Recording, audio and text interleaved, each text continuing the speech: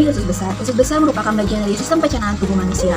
Usus besar adalah organ pencernaan yang mengelilingi seluruh rongga perut. Organ yang disebut juga dengan kolon, memanjang dari cecum, kantung yang menghubungkan ileum, ujung usus kecil dengan kolon, sampai ke anus. Kolon terdiri dari 4 lapisan. Dari masing-masing lapisan pada usus besar tersebut memiliki fungsi yang berbeda-beda, yakni mukosa. Mukosa merupakan lapisan kolon yang paling dalam, terdiri dari jaringan epitel kolunar yang membuat permukaan terasa halus. Mukosa memproduksi lendir yang berfungsi untuk melancarkan jalannya sisa pencernaan makanan di sepanjang usus besar. Di luarnya terdapat lapisan submukosa. Lapisan ini terdiri dari pembuluh darah, saraf dan jaringan yang menghubungkan mukosa dengan lapisan kolon lainnya. Lapisan submukosa terbungkus oleh lapisan muscularis propilia. Muscularis propilia terdiri dari lapisan serat otot visceral yang berkontraksi untuk menggerakkan sisa pencernaan makanan. Kontraksi ini juga dikenal sebagai gerakan peristaltik. Lapisan terluar adalah serosa.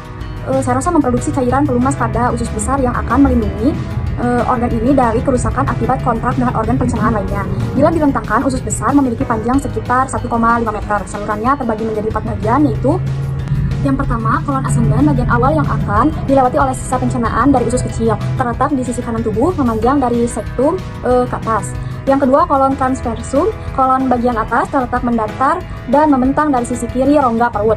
Yang ketiga, kolon descendens terletak di sisi kiri usus besar, memanjang dari lengkungan di lipan bagian kolon sigmoid. Kolon sigmoid bagian terakhir, kolon sebelum sisa pencernaan masuk ke rektum, terletak di bawah kolon descendens, berbentuk seperti huruf S. Fungsi dan cara kerja usus besar.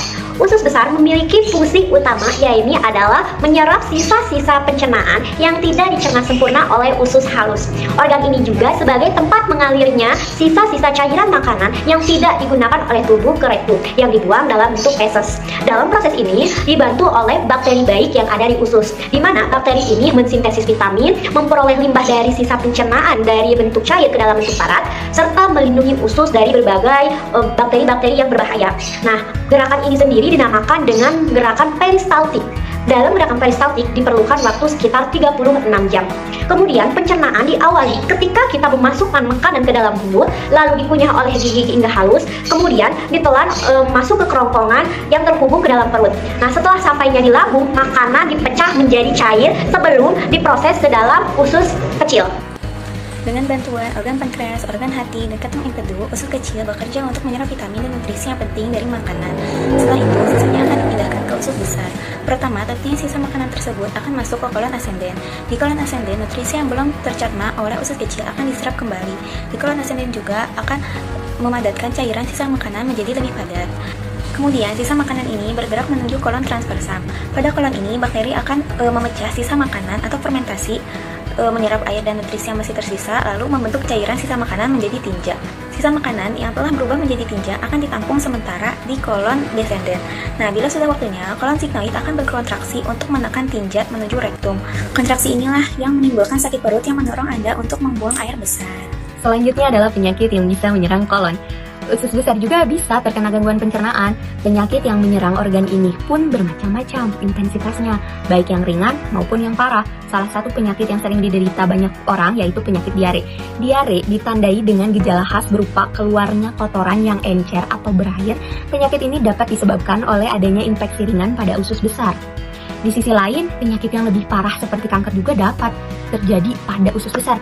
Sel kanker yang menyerang kolon bahkan bisa menyebar sampai bagian rektum.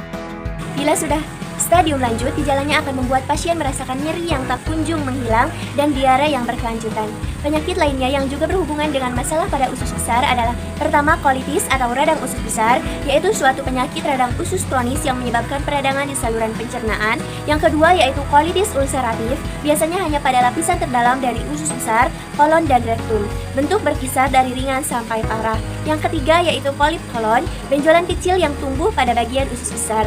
Kebanyakan polip usus tidak berbahaya, namun beberapa jenis polip usus dapat berkembang menjadi kanker usus besar. Terima kasih. Wassalamualaikum warahmatullahi wabarakatuh.